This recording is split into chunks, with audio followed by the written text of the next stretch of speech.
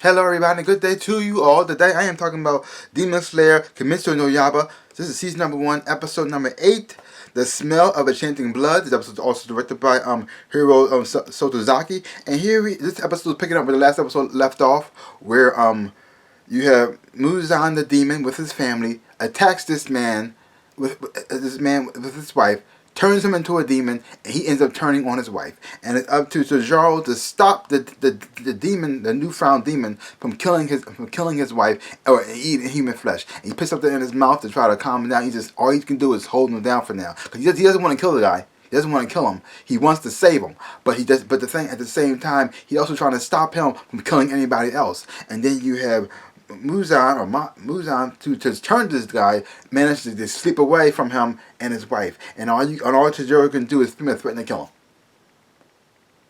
because he's pissed off. He see what this guy did, all this chaos he did, and then he just managed to just walk away like he did nothing wrong, which is so messed up.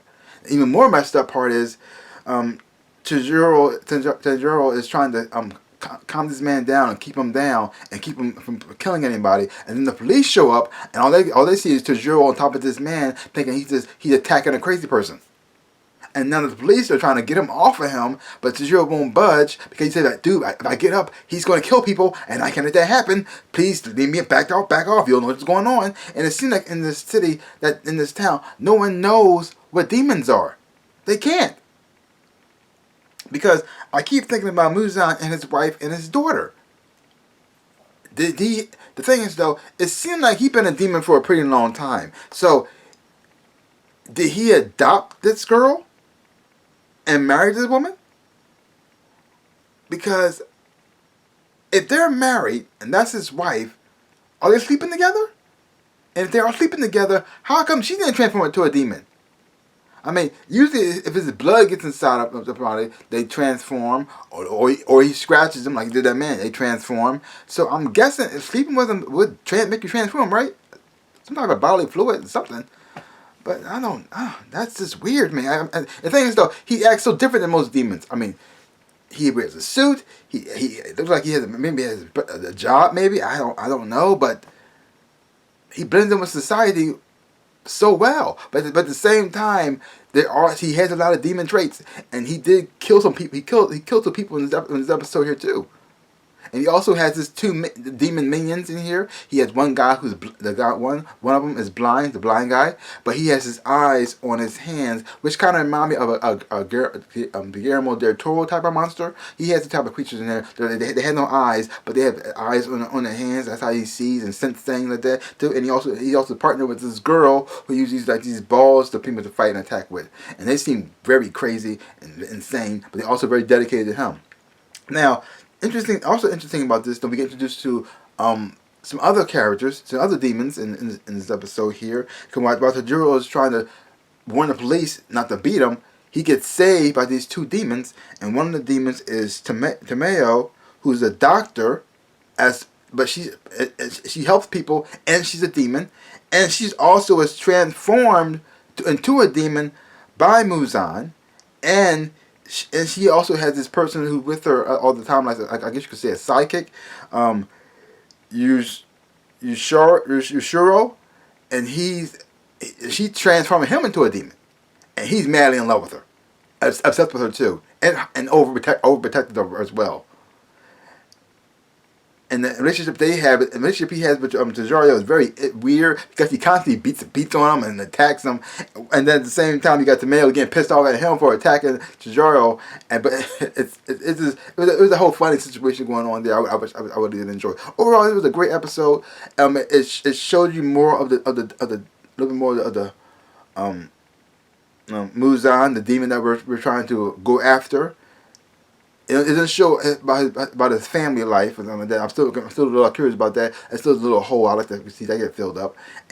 But you also see he has people working with him. Now, what he has been doing trying to live as a human all this time, I don't know. I still don't understand why his wife or his daughter can't pick up the fact that he's a demon. I mean, with the red eyes and the pale skin, that should be like a huge giveaway, but I guess not. But it's also interesting to see people who he transformed into demons, And they're so calm, and they found a way to pretty much live amongst society by just drinking human blood. And so she's a doctor. She asks this stuff. She gets permission, and all she takes is take a little bit of blood, take a little bit of him. She doesn't kill anybody. And she still managed to pretty much somewhat keep her humanity in a way.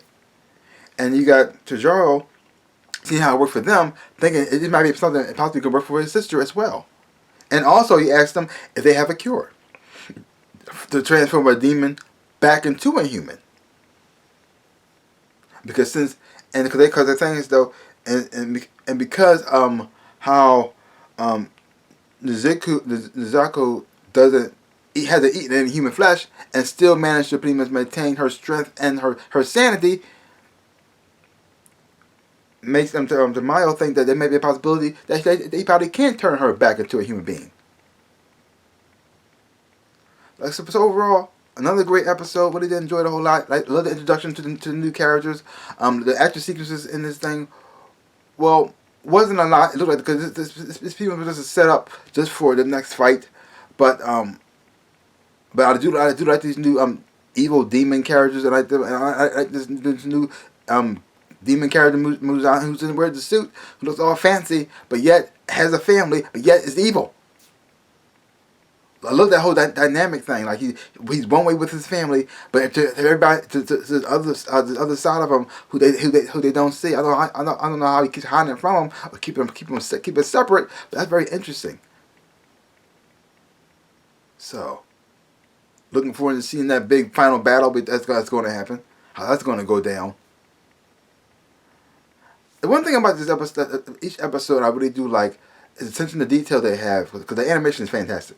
But when they show Tajaro's hands, this is the first time I think I've ever seen a cartoon where they actually show the hands that have calluses on them and bruises, and from all the time he was holding the sword and fighting. And that always that fascinates me, because a lot of times they may talk about it in cartoons. They may show it in a cartoon where their hand may glow red and their hands are hurting. But this is the first time I actually saw calluses on hands, showing how their hard work and showing how they train to get their grip so strong and become the person they are now. I find it very interesting. The attention to detail on this show is just amazing. So, I think that's all I got to say about that. So, leave your comments down below. Let me know what you thought of the episode. If you haven't been watching, check it out for yourself. Hopefully when you watch it, you will enjoy having watching it too. So, give my channel a big like, the thumbs up, shaboop, and subscribe to my channel and share. I really appreciate it, like I always say. And my dreams in real life. I am the NinjaRabbit. Peace out, peoples.